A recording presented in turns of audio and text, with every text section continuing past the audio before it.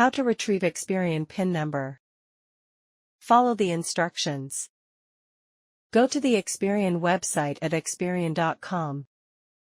Scroll down and click on the link for the Security Freeze Center. Click on the option to manage your freeze. Select the option that says you forgot your PIN. Enter your personal information including name, social security number, date of birth and address. Verify your identity by answering security questions. If prompted, enter a code sent to your email or phone. Follow the on-screen instructions to retrieve or reset your PIN. If the online method does not work, go back to the main Security Freeze Center page.